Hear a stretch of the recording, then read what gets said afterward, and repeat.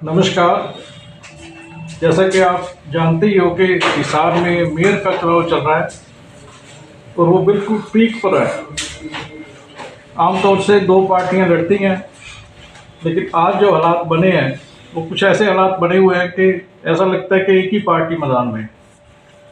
लेकिन ये भी इतिहास बताता है कि जब भी कोई हारा है वो दूसरे दुश्मन से कम आ रहा है और आपस की जो गुटबंदी है या आपस का जो भाईचारा है या आपस के जो लोग हैं उनसे ज़्यादा आ रहा है। जिसमें हम रावण को देख सकते हैं, जिसमें हम जयचंद की बात करते हैं। और ऐसी स्थिति को लेकर आज हम लोग डॉक्टर कमल गुप्ता जी के पास आए हैं, जो एक्स मिनिस्टर हैं।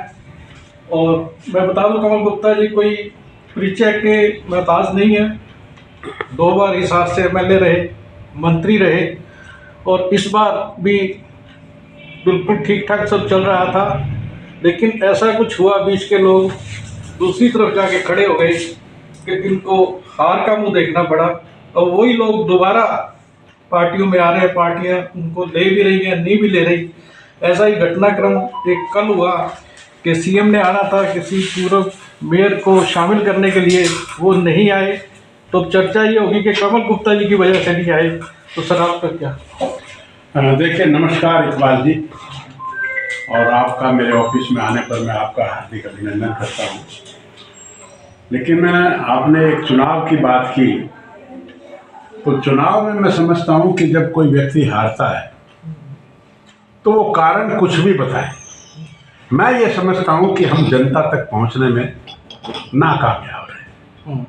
जनता ने हमें बहुत सारे काम हमने किए, पर फिर भी कहीं ना कहीं हमारी ही कमी रही होगी कि हम जनता को ये एहसास नहीं करवा पाए कि जो 50 सालों में काम हुए, और 50 सालों के काम चाहे भारतीय जनता पार्टी ने राष्ट्रीय लेवल पर किए, धारा 370 की बात करें, चाहे राम मंदिर की बात करें, चाहे बेटी बचाओ बेटी पढ़ाओ की बात करें, चाहे प्रदेश लेवल की बिना सिफारिश के नौकरी देने की बात करें, और हिसार में भी अनेक डेवलपमेंट, तिरंगा लाइट्स हमने 4000 से ज़्यादा लगवाई, हमने फव्वारे लगवाए चौकों पर, हमने लाल किला, सांसद भवन, राम मंदिर, भगवान कृष्ण का और अर्जुन का रथ, शंख, अशोक चक्र, इंडिया गेट, इस तरह की सुंदरता, और अनेक फ्लाईओवर बनवाए, एयरपोर्ट भी बनवाया। लेकिन बावजूद इसके भी कहीं ना कहीं मैं समझता हूँ कि हमारे में कोई कमी रही होगी।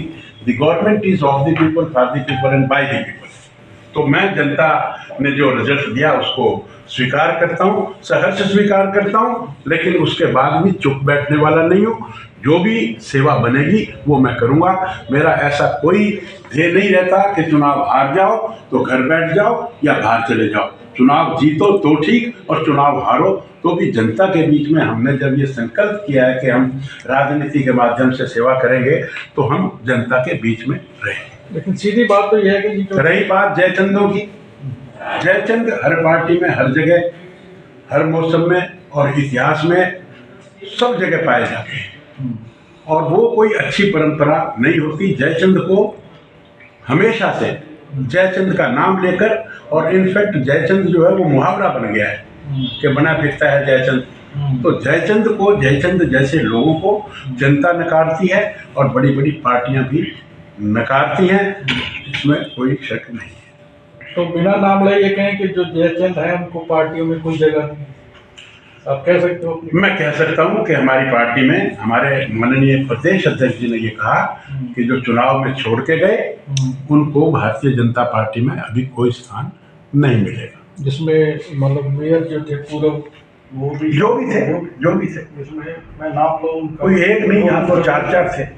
गौतम सल्लाना का नाम लो, उनको ये जगह नहीं है पार्टी में। मैंने जो आपको कहा, देखिए, एक व्यक्तिगत नाम हमें नहीं लेना चाहिए, लेकिन मैं ये कहता हूँ कि जो भी, ये तो कोई छुपी हुई बात नहीं है, जनता के सामने ऑब्वियस डॉक्यूमेंटेड बात है। जो लोग चुनाव लड़ते हैं और प्रत्याशी के खिलाफ जाते हैं, उनके प्रति हमारे माननीय प्रदेश अध्यक्ष जी ने कहा हुआ है कि उनको पार्टी में कोई स्थान नहीं मिलेगा।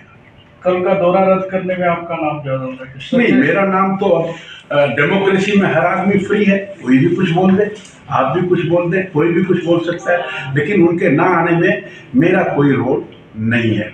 मुझे जहाँ तक जानकारी मिली है उनको शायद कोई पीएम हाउस से या कोई मीटिंग में व्यस्तता होने के कारण वो नहीं आए, और उन्होंने अपना प्रतिनिधि भेजा और उस प्रतिनिधि की पूरी हम सभाएं हमने की। लेकिन प्रतिनिधि वहाँ नहीं गया जहाँ उसको जाने से नहीं। ये तो आप उनसे बात कर लें, इसका तो मैं नहीं बता सकता। अभी कोई संभावना है कि फिर से सीएम साहब आ सकते हैं? बात पूछ रहे हैं।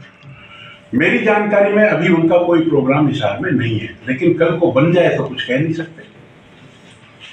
तो इलेक्शन में अभी आपको क्या लग रहा है? इलेक्शन में एक तरफा, और ये आपने शुरू में भूमिका में स्वयं स्वीकार किया है कि दो पार्टियां चुनाव लड़ती हैं। पार्टियां तो 10 भी चुनाव लड़ती हैं, लेकिन कई दफा दो पार्टियां फील्ड में होती हैं।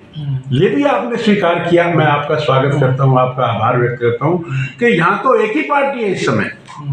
तो आपकी जो रीडिंग है, आपकी जो बात आपने कही, आपका व्यू, उसको मैं उसका अभिनंदन भी करता हूं, उसका स्वागत भी करता हूं। हिसार में भारतीय जनता पार्टी अकेली एक ऐसी पार्टी है। अब कांग्रेस है, कांग्रेस का तो आप देखिए ना, उसने 8-10 जगह तो कैंडिडेट ही नहीं खड़े करे, 8-10 जगह कांग्रेस के खड़े कर दिए। और कांग्रेस राष्ट्रीय पार्टी, बाप दादों की पार्टी, विरासत की पार्टी, 50 साल उसने राज किया, और आज मिट्टी की कुटी बनाकर अगर उसमें ढूंढेंगे तो कांग्रेस मिलती नहीं। ये भी लोकतंत्र में विपक्ष ना हो तो ये भी क्या लगता है? नहीं, अब ये विपक्ष में दम होना चाहिए ना। भारतीय जनता पार्टी की 2 सीट आती थी, आज 300 से ज्यादा आती,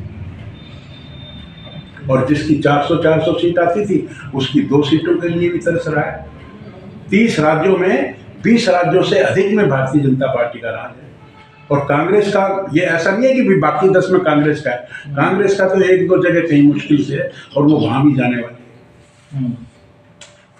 तो भी आपको नहीं लग रहा कि विपक्ष तगड़ा होगा जैसे कुछ इलेक्शन? मुझे नहीं लगता, तगड़ा होना चाहिए। हेल्दी डेमोक्रेसी में, हेल्दी डेमोक्रेसी अगर हमने करनी है, और जनता में कई दफा गवर्नमेंट फैसले लेती है, उनमें कई चूक हो जाती है, तो उन चूक का ध्यान रखने के लिए विपक्ष का होना जरूरी है। हिसार के अलावा जहाँ मेयर के चुनाव हो रहे वहाँ आपको क्या लग रहा है? 8 की 8 जगह और 2 जगह उपचुनाव है, 10 के 10 मेयर हमारे जीत रहे हैं, इसमें कोई शक नहीं।